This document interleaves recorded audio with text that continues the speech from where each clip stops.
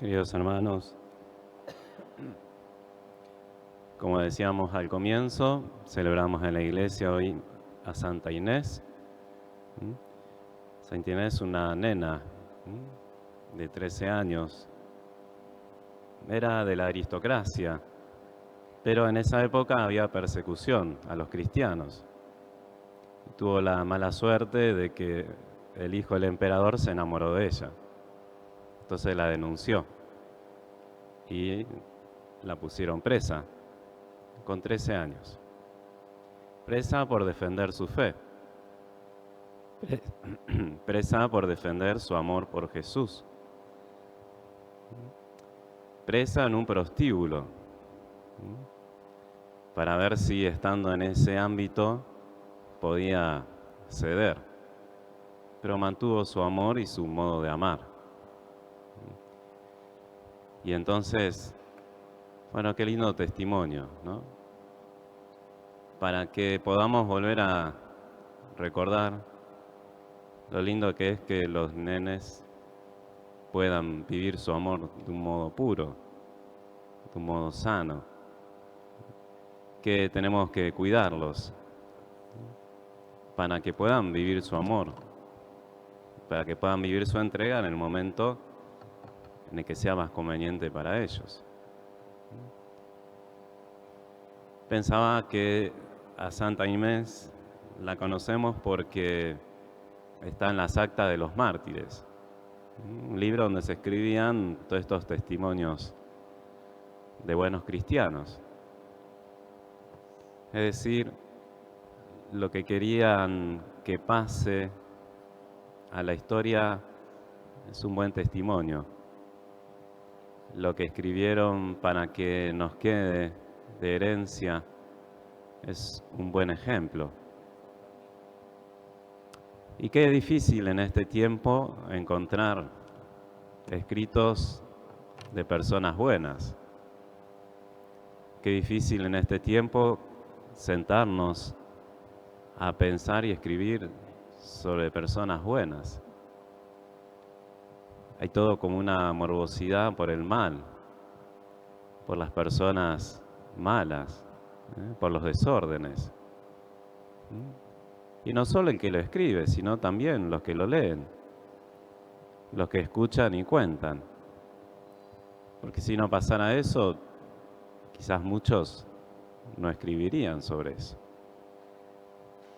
Bueno, las actas de los mártires nos recuerda un buen ejercicio de buscar y de contar buenos ejemplos. Ejemplos de vida que ayuden a vivir mejor. Ejemplos de vida de fe que nos ayuden a vivir la fe. Entonces, bueno, ojalá que cada uno de nosotros pensemos en el leer, en el escribir, cómo podemos buscar y transmitir buenos ejemplos. Ejemplos de vida que nos ayuden a vivir mejor. Y en sintonía con esto podemos ver el Evangelio.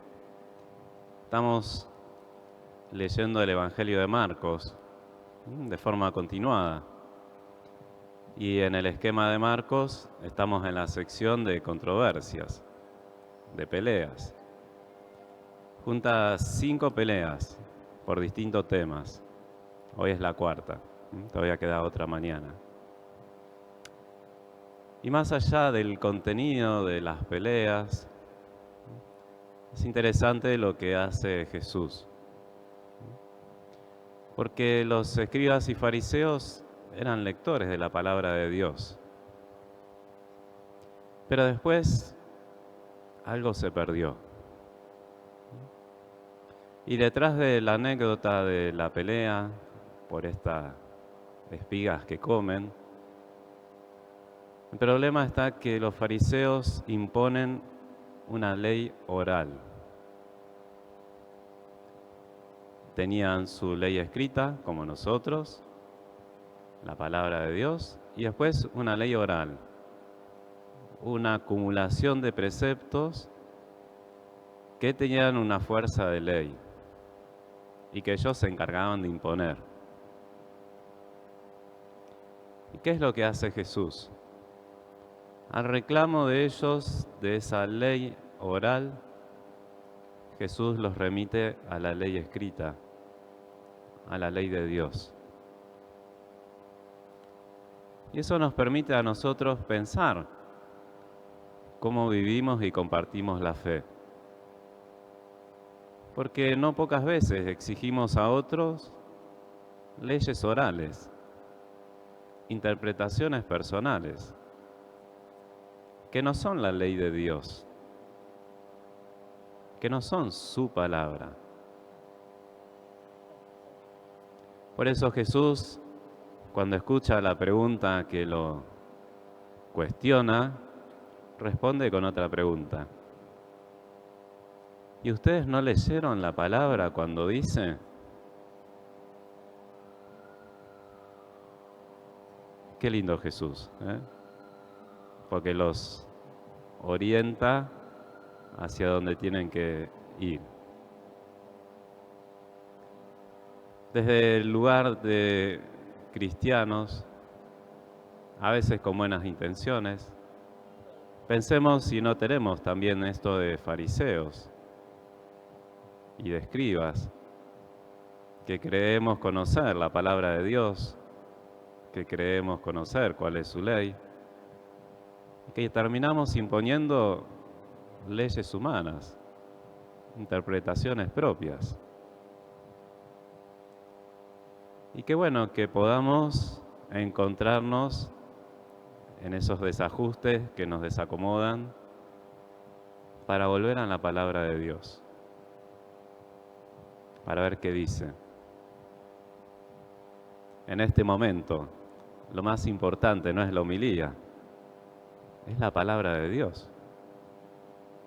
Y si la homilía no orienta a la palabra de Dios, no tiene sentido.